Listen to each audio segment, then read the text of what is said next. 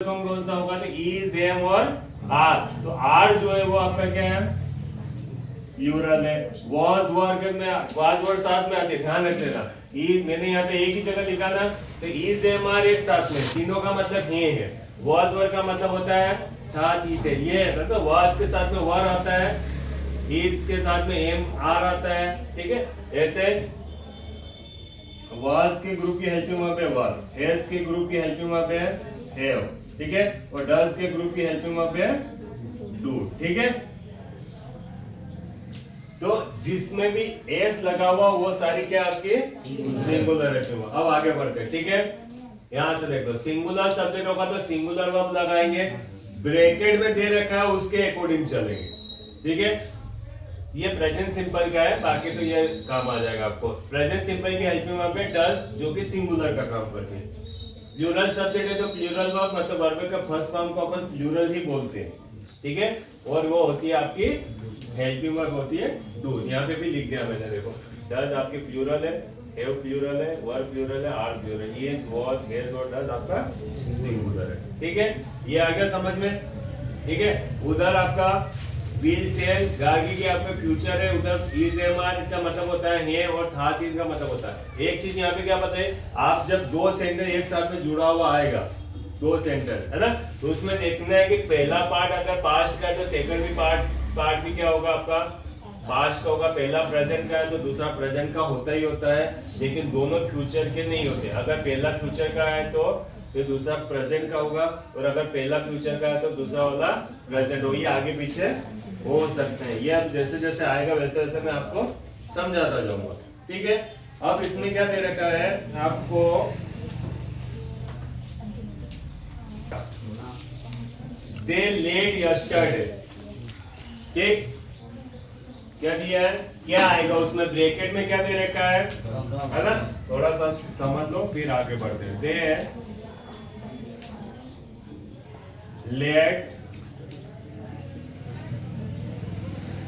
Yesterday. अब देखो,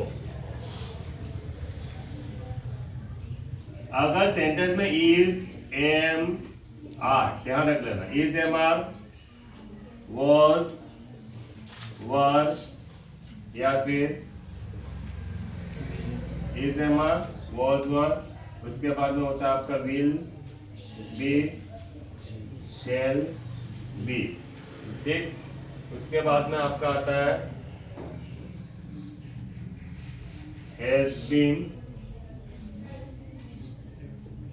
have been। ठीक है, ये वाली हेल्पिंग वर्ब है। अगर आपके सेंटेंस में सब्जेक्ट के जस्ट बाद में, किसके बाद में, देखो सब्जेक्ट है ना, यहाँ पे एक फार्मूला भी लिख देता हूं मैं, subject plus helping verb plus verb plus object. अब ये सेंटेंस इसमें उसने बोल दिया कि कौन सी वर्ब आएगी, क्या दे रखा है ब्रैकेट में, कम दे रखा है।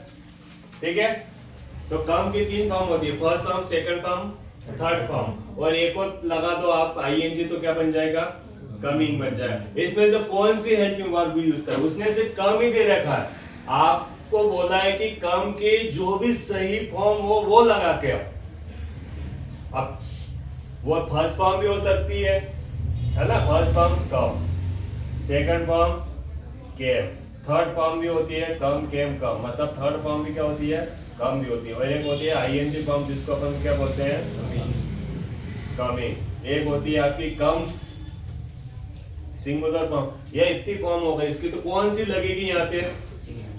ठीक है, अब देखो यहाँ पे सब्जेक्ट क्या आपका, दे, सिंगुलर है कि प्लूरल है, दे का मतलब होता है मैं, प्लूरल है।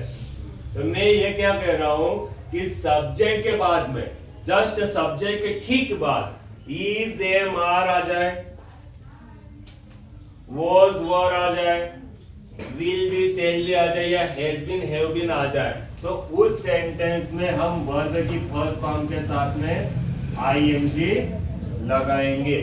क्या करेंगे, ठीक है, वर्ब की फर्स्ट फॉर्म के साथ में आईएनजी कब लगेगा, जब आप सेंटेंस पढ़ रहे हैं। तो यहाँ पे दे के बाद में इज आ गया, एम आ गया, या फिर आर आ गया, वाज आ गया, वर आ गया, या फिर विल भी आ गया, सेल भी आ गया, या फिर हैज बीन या हैव बीन में से कोई सा भी अगर आ जाता है तो ऐसे सेंटेंस में हम क्या करते हैं, वर्ब का आईएनजी फॉर्म लगाकर आते हैं। ठीक है, उसके बाद में अपन बात करते हैं कि सर थर्ड फॉर्म कब लगाएंगे। यह थर्ड फॉर्म है, तो यहाँ पे भी लिख देता हूँ कि अगर किसी सेंटेंस में हैज आ जाए, हैव आ जाए या फिर हेड आ जाए, हैज आ जाए, हैव आ जाए और हेड आ जाए, ठीक है, तो ऐसे सेंटेंस में हम क्या करते हैं, वर्ब की थर्ड फॉर्म लगाते हैं। मान लो यहाँ पे सेंटेंस दे रखा है दे हैव आ गया, ठीक है, तो हैज हैव अगर आता है तो कौन सी फॉर्म आएगी,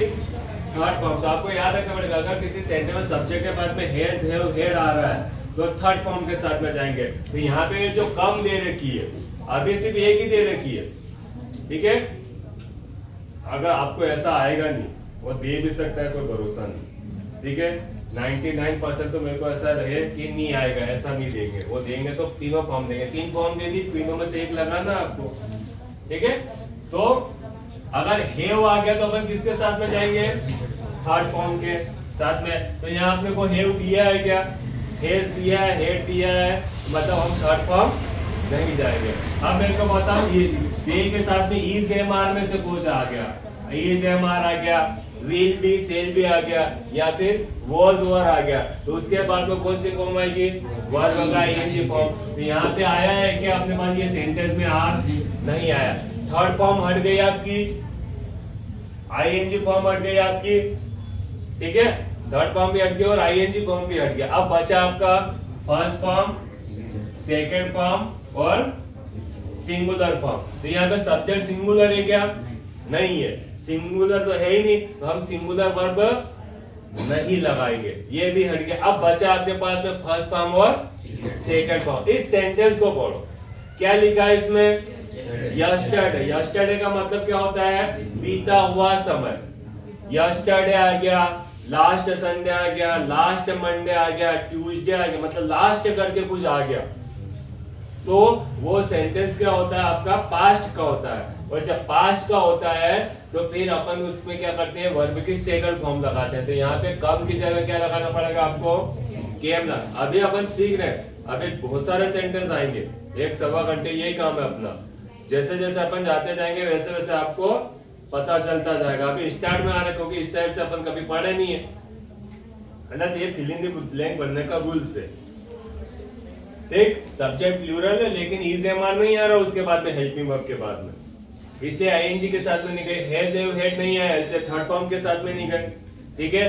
अब ये यहाँ पे यस्टरडे दिया है जो कि क्या आपका पास्ट बता रहा, मतलब कुछ टाइमिंग वर्ड रहते हैं, क्या रहते हैं, टाइमिंग वर्ड रहते हैं। टाइमिंग वर्ड मतलब ऐसे शब्द जो ये सिग्नल दे रहे हैं कि ये पास्ट का है या फ्यूचर का है या फिर प्रेजेंट का है। तो टाइमिंग वर्ड जैसे जैसे आते जाएंगे मैं आपको बता दूंगा। तो यहाँ पे क्या आएगा, ये सब्जेक्ट प्लूरल तो है लेकिन ये आगे वाला शब्द ये बता रहा है कि ये पास्ट का है, इसलिए इसके साथ में क्या आएगी, सेकंड फॉर्म आएगी। तो आपको यहाँ पे क्या करना है, सेकंड फॉर्म। अगला देखो,